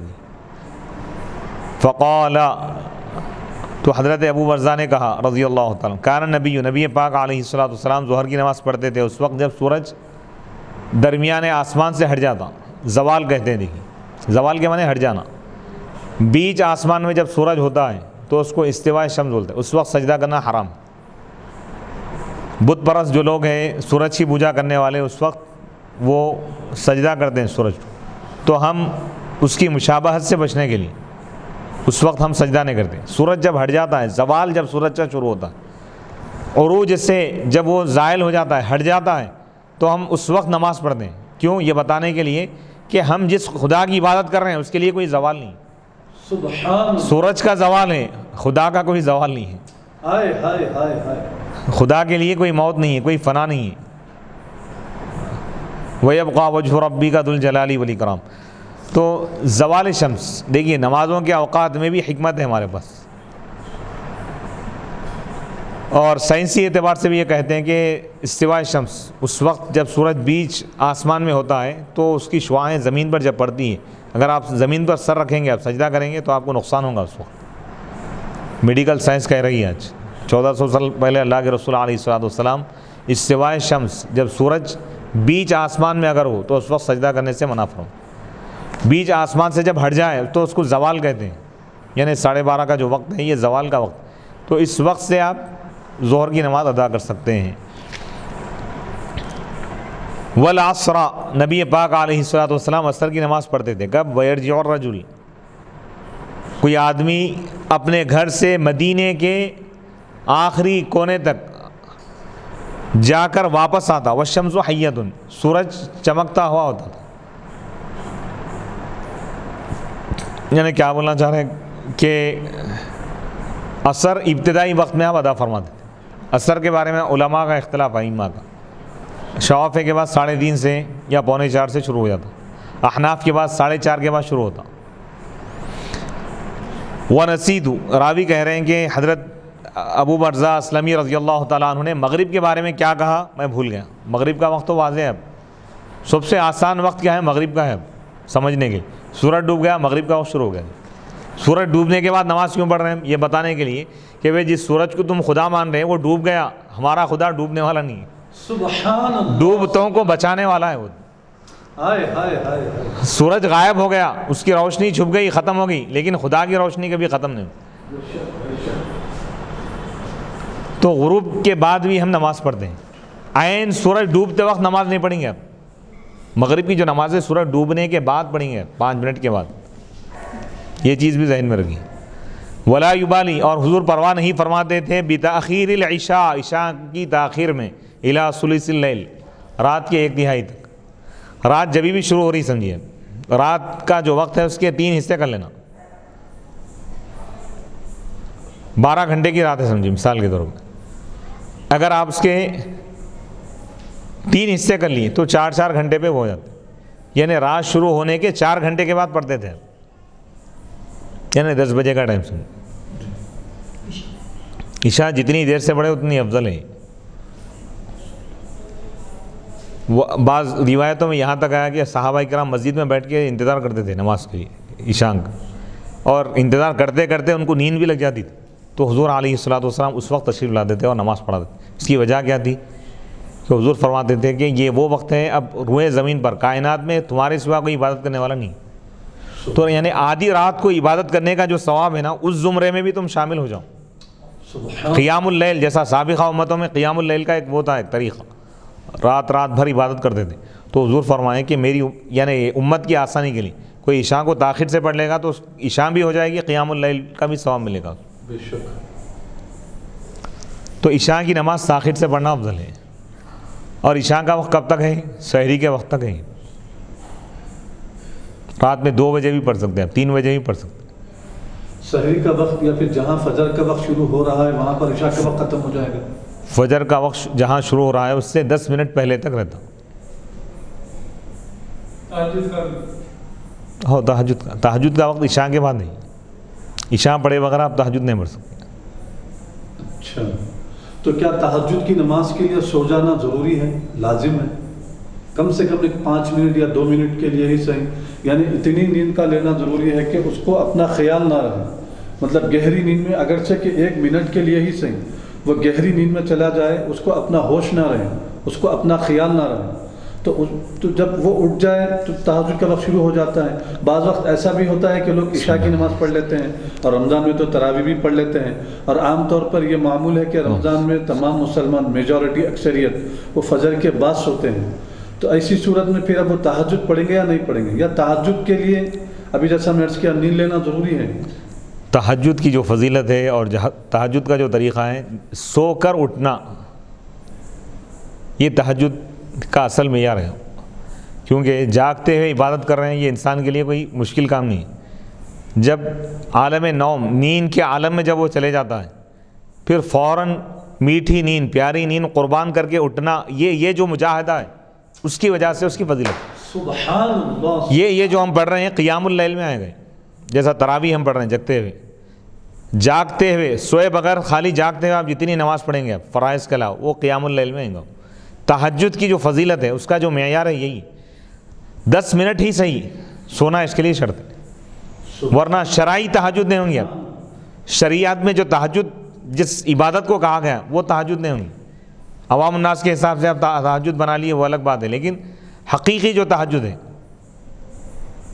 وَمِنَ اللَّيْلِ فَتَہَجَّدْ بِهِ، قرآن میں جیسا کہ اللہ تعالیٰ فرمایا اے محبوب آپ رات میں اٹھ کر تہجد پڑھی. قُمِ اللَّيْلَ إِلَّا قَلِيلًا، سورہ مزمل میں بھی اللہ تعالیٰ فرمایا اے مزمل، اے چادر اوڑھ کر آرام کرنے والے رسول، قُمِ اللَّيْلَ، رات میں اٹھو. اٹھنے کا مطلب جاگ رہے ہیں تو اٹھنے کا سوال ہی پیدا نہیں ہوگا نا. سبحان اللہ. قُمِ اللَّيْلَ إِلَّا قَلِيلًا، رات میں آپ اٹھ جائیے. کیا بات ہے. آئے ہائے ہائے ہائے. تو اعتکاف کرنے والے بھی خاص طور پہ تراویح پڑھ کر سو جائیں، آدھا گھنٹہ ہی صحیح، 1 گھنٹہ ہی صحیح. آپ 11 بجے بھی تہجد پڑھ سکتے ہیں. اگر آپ کی تراویح ختم ہو گئی جلدی 9 ساڑھے 9 کو ختم ہو گئی، اس کے بعد سو گئے آپ، اس کے بعد بھی آپ تہجد پڑھ سکتے ہیں. لیکن تہجد کے لیے افضل وقت یہ ہے کہ سحری سے 1 گھنٹہ پہلے اگر آپ پڑھیں گے تو وہ کل انبیاء کی عبادت کا وقت رہا ہو. وہ بالاسحار ہم یستغفرون بول کے سحری کا جو وقت ہے مقبولیت کا وقت ہے. رات کے تیسرے حصے میں آخری پہر جو ہے نا اس میں، اور خاص طور میں جو آخری عشرہ ہے اس میں تو خاص اہتمام کرنا چاہیے. تہجد کے کم از کم 2 رکعت ہیں، زیادہ سے زیادہ 8 رکعت. آپ اس میں جتنا چاہے تلاوت کریں تو تہجد کی بڑی فضیلت ہے. تہجد کی نماز کے لیے جماعت نہیں ہے، کیونکہ نفل نماز کی کوئی جماعت نہیں ہے. جی جماعت البتہ بعض علماء کرام خاص طور پر رمضان کے آخری عشرے میں، آخری دہے میں، کیونکہ زیادہ اجر و ثواب ہے اس میں، تو اس لیے قرآن کی تلاوت سننے کے لیے، تاکہ لوگ قرآن کی تلاوت سے ثواب حاصل کریں، فائدہ حاصل کریں، اس کے لیے جماعت کو جائز قرار دی. رمضان کے آخر عشرے کے حد تک آخری جو دہا ہے اس میں آپ جماعت کے ساتھ تہجد پڑھ سکتے ہیں. اسی صحیح بخاری میں ہی آپ پچھلے اسباق میں لیکچرز میں جو ہے یہ فرمائے ہیں کہ نفل نماز بھی جو ہے جماعت سے پڑھی جا سکتی ہے. اس کا بھی ثبوت اس احادیث مبارکہ میں مل رہا ہے. اور خود حضرت نظام الدین محبوب الہی رحمۃ اللہ علیہ کا بھی معمول رہا، اور آپ نے بھی فرمایا کہ نفل نماز جماعت سے پڑھی جا سکتی ہے.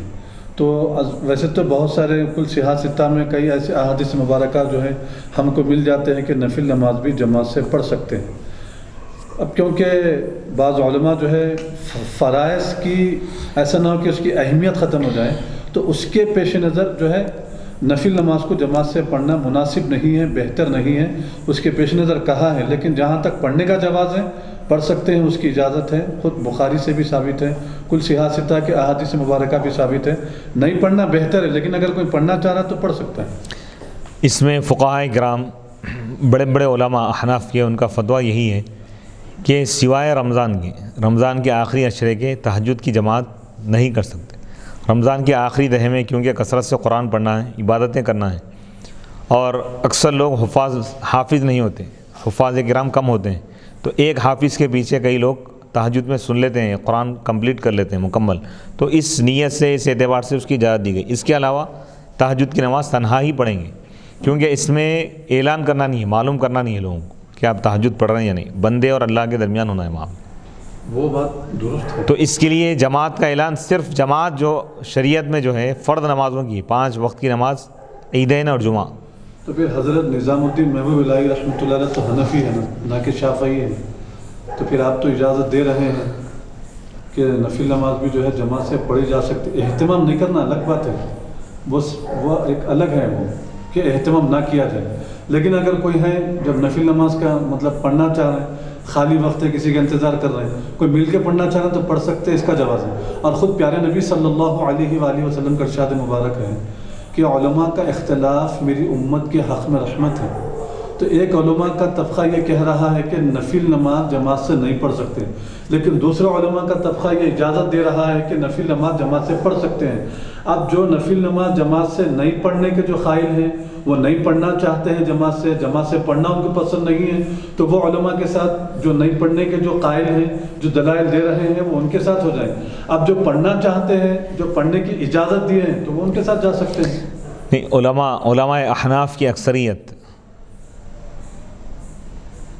کا اس بات پر اتفاق ہے کہ نفل کی جماعت نہیں کرنا ہے کوئی بھی. خود حضور علیہ الصلوۃ والسلام، آپ دیکھیے پوری سیرت کی کتابیں اور پورے احادیث کی کتابیں، تہجد کی ایک نماز بھی جماعت کے ساتھ پڑھنا ثابت نہیں. لیکن پھر بھی بعض علماء اور فقہا یہ کہہ رہے ہیں کہ بھئی رمضان کی فضیلت کے خاطر اس طرح کر سکتے ہیں. کیونکہ اگر آپ معمول بنا لیں گے اس طرح، کبھی کبھار پڑھ رہے ہیں وہ الگ بات ہے، لیکن اس طریقے سے اگر اس کی اجازت دے دی جائے تو لوگ اس کو معمول بنا لیں گے، اور بعد آنے والے یہ سمجھیں کہ بھئی یہ نماز بھی جماعت کے ساتھ ہے. اس طریقے سے اس کی اجازت نہیں دی جا سکتی. مکہ مدینے میں اذان ہوتی ہے ہر مرتبہ. حرمین شریفین کا معاملہ، کیونکہ وہاں پر بڑا مجمع ہوتا ہے اور لوگ آتے ہیں وہاں پر، پہنچتے ہیں عمرے کے لیے، کثرت سے عبادت کرنے کے لیے، تو اس مقام پہ عبادت کا ثواب بھی زیادہ ہے. اور صرف رمضان میں ہی یہ باجماعت تہجد ہوتی ہے، وہ بھی آخر عشرے میں. اور میں نے خود اس کا مشاہدہ کیا اور اس میں شامل رہا، الحمدللہ یہ سعادت حاصل رہی۔ تو وہ لوگ صرف رمضان کے اخیر عشرے میں پڑھتے، سال تمام اس طرح جماعتیں بنا کر نہیں پڑھتے۔ بعض فقہا امام شافعی وغیرہ یہ لوگ اجازت دیتے ہیں، لیکن احناف کے بعد اس کی کوئی اجازت نہیں۔ ولا یبالی، اور حضور پاک علیہ الصلوۃ والسلام عشاء کی نماز تاخیر سے پڑھنے کی آپ کوئی پرواہ نہیں کرتے، الی ثلث اللیل، رات کے 1/3 حصے تک، یعنی دیر سے پڑھنے میں آپ کوئی عیب نہیں سمجھتے تھے، دیر سے پڑھنا ہی افضل ہے۔ تو اس سے معلوم یہ ہوا عشاء کی نماز تاخیر سے پڑھنا یہ حضور کی سنت ہے۔ اس تاخیر سے مراد یہ نہیں کہ بھئی فجر کا وقت آ جا رہا، ایسا مراد نہیں، وقت کے اندر 1/3 کے بعد، یعنی 1/3 حصہ گزرنے کے بعد، رات کا 1/3 حصہ گزرنے کے بعد، رات بولے تو آپ 9 بجے سے رات شمار نہیں کریں گے، عوام الناس کی رات مراد ہی ہے، رات سے مراد یہاں پر شرعی رات، بھائی سورج ڈوبتے ہی رات شروع ہو گئی، سورج ڈوبنے کے بعد سے لے کر مغرب کے وقت سے لے کر بھائی سحر کا جو وقت ہے نا، فجر کی اذان تک کا وقت، یہ پورے وقت کو 3 حصوں میں آپ تقسیم کریں گے، اس میں سے 1 حصہ وقت گزرنے کے بعد، 1/3 گزرنے کے بعد آپ عشاء پڑھیں گے تو یہ افضل ہے آپ کے لیے۔ وَلَا يُحِبُّ النَّوْمَ قَبْلَ، عشاء سے پہلے سونے کو آپ پسند نہیں فرماتے تھے۔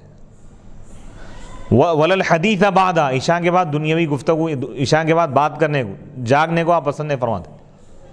آپ دیکھیے حضور کی یہ بھی ایک سنت ہے، اسلام کا جو نظام ہے نظام فطرت ہے، زندگی اور بندگی دونوں کے اصول بتا دیے گئے، تو یعنی صحت کے لیے بھی یہی بہتر ہے کہ عشاء کے فوری بعد لوگ آرام کریں اور فجر میں اٹھ جائیں، تو رات کی اگر نیند ہوں گی تو طبی اعتبار سے بھی بہت زیادہ فائدہ مند۔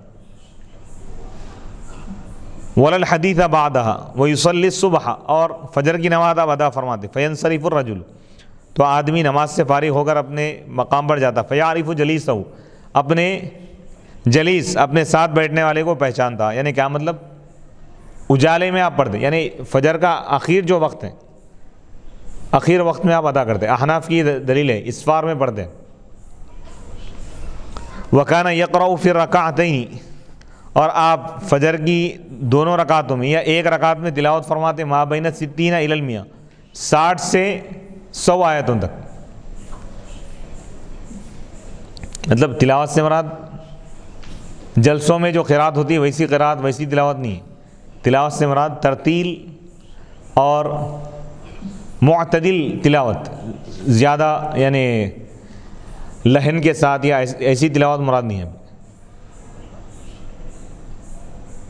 یعنی ایسی تلاوت کہ تجوید میں بھی، یعنی تجوید کے اعتبار سے بھی بہترین ہوتی وہ تلاوت، اور سننے والے کے لیے کوئی بار بھی نہیں ہوتا۔ مفتی صاحب میرا آخری لاسٹ سوال ہے، اس کے بعد ہماری گفتگو ختم انشاءاللہ۔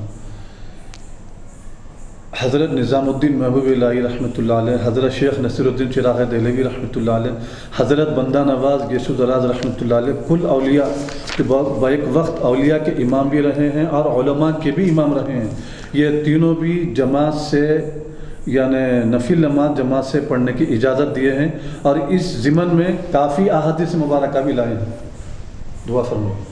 انشاءاللہ اس کا جواب ہم انشاءاللہ مدلل اور مفصل جواب اگلی نشست میں دیں گے۔ اللہ سے دعا ہے کہ اللہ تعالی ہمارے اس درس کو قبول فرمائیں، سامعین اور حاضرین اور عالم اسلام کے تمام مسلمانوں کو اللہ تعالی قرآن اور حدیث اور حضور علیہ الصلوۃ والسلام کے فیوز و برکات سے مالا مال فرمائیں، حضور کی رحمتوں کے صدقے میں اللہ تعالی حقیقی نجات ہم سب کو عطا فرمائیں، تاخراتوں میں جا کر عبادت کرنے کی توفیق عطا فرمائیں، شب قدر عطا فرمائیں، اور اس ماہ مبارک میں اور اس رات میں اور اس گھڑی میں اللہ تعالی میری اور عالم اسلام کے تمام مسلمانوں کی اللہ تعالی مغفرت فرمائیں، اور حضور کے قدموں میں، اہل بیت اور صحابہ کے قدموں میں ہمارا حشر فرمائیں اور ہمیں جگہ عطا فرمائیں، قیامت کے دن حضور کی شفاعت سے اللہ تعالی ہمیں جنت الفردوس عطا فرمائیں۔ وصلی اللہ تعالی علی خیر خلقہ سیدنا محمد و آلہ و اصحابہ اجمعین، والحمد للہ رب العالمین۔